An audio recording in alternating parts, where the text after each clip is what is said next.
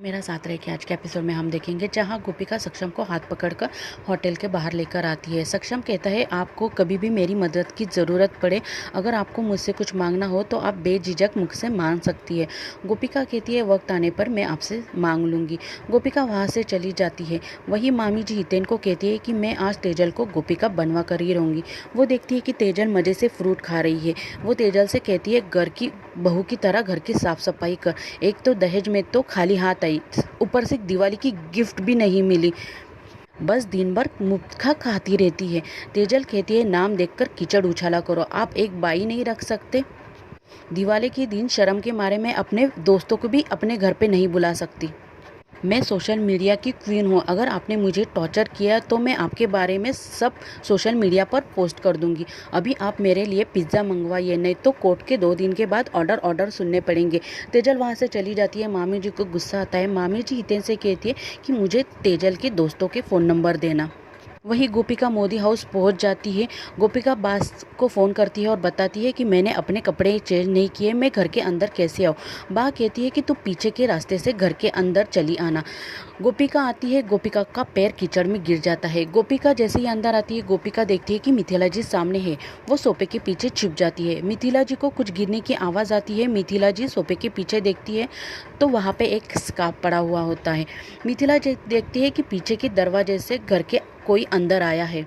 मिथिला जी पैरों के निशान को फॉलो करते हुए बा के कमरे तक पहुंच जाती है।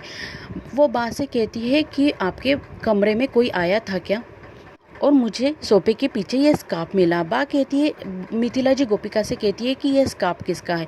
तभी बा कहती है कि ये स्कार्फ मेरा है, मुझे आज पहनने की बहुत इच्छा हो रही थी तो मैंने तेजल से मंगवा लिया। क्यों, मैं भी पहन नहीं सकती? मैं भी कभी बहू थी ना, मुझे आज पहनने की बहुत इच्छा हो रही थी। मैं तो अभी जवान हूँ ना।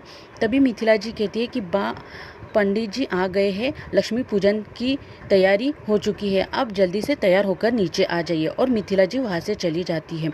वहीं आशी भागते भागते मोदी हाउस पहुँच जाती है और मिथिला जी से कहती है कि मैं आपको कुछ बताना चाहती हूँ।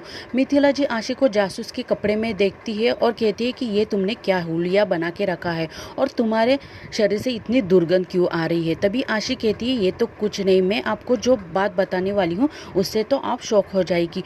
गोपिका का किसी के साथ अफेयर चल रहा है। मिथिला जी किसी को फ़ोन लगाती है और कहती है कि पागल खाने का नंबर है, हमें एक पागल को एडमिट करवाना है। आशी को लगता है मिथिला जी गोपिका के बारे में बात कर रही है। मिथिला जी पागल खाने को आशी मोदी का नाम बताती है। आशी और मिनल ये सुनकर चौंक जाते हैं। मिनल कहती है कि ये तुम क्या कर रही हो।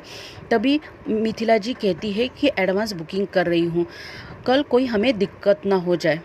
वो आशी को डांटती है और कहती है, अगर मुझे कोई इंसान पसंद हो या नापसंद हो, मैं उसके बारे में कोई गलत बोल रहा हो तो मैं उसके बारे में कुछ भी गलत नहीं सुनना चाहती। अब जल्दी से तैयार हो जाओ और पूजे के लिए नीचे चली आना। वही मामी जी के घर में तेजल के दोस्त आ जाते हैं। तेजल उन्हें देखकर चौंक जाती है। तेजल के दोस्त तेजल से कहते हैं कि ये तुमने हमें कहाँ बुला लिया, ये बहुत ही पुअर और चीफ लोग हैं। तभी तेजल कहती है, नहीं नहीं, ये पुराने खानदान रईस है, बस थोड़े पुराने ख्यालात के हैं, लेकिन इनके पास बहुत पैसा और बहुत बड़े ज़मींदार है।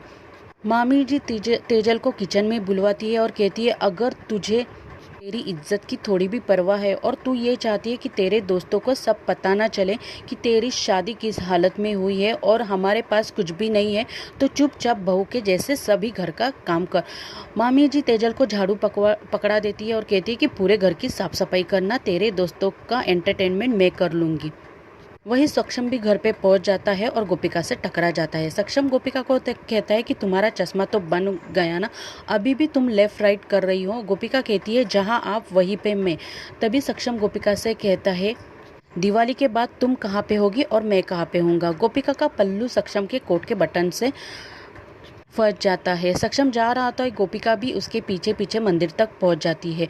सक्षम सभी परिवार वालों को बताता है कि हमारे जापानीज डीलर को हमारी डिज़ाइन बहुत पसंद आई और हमें करोड़ों रुपए का फ़ायदा हो रहा है। सभी घरवाले यह सुनकर खुश हो जाते हैं।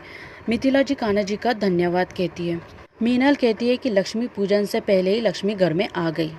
वही गोपिका पल्लू छुड़ाती है, लेकिन मिथिला देख लेती है। मिथिला गोपिका से कहती है कि ये तुम क्या कर रही हो। गोपिका कुछ नहीं कह पाती। सक्षम गोपिका को डांटता है, तुम मेरे पीछे पीछे यहाँ पे क्या कर रही हो, तुम्हें एक बार में बात समझ में नहीं आती। गोपिका बहुत दुखी हो जाती है। और आज का एपिसोड यही तक। कल के एपिसोड में हम देखेंगे जहाँ सक्षम राधिका से कहता है कि तुम मुझसे कुछ मांगने वाली थी ना, तभी गोपिका कहती है कि मैं जो मांगूंगी आप मुझे देंगी। बस आज का एपिसोड यही तक। धन्यवाद।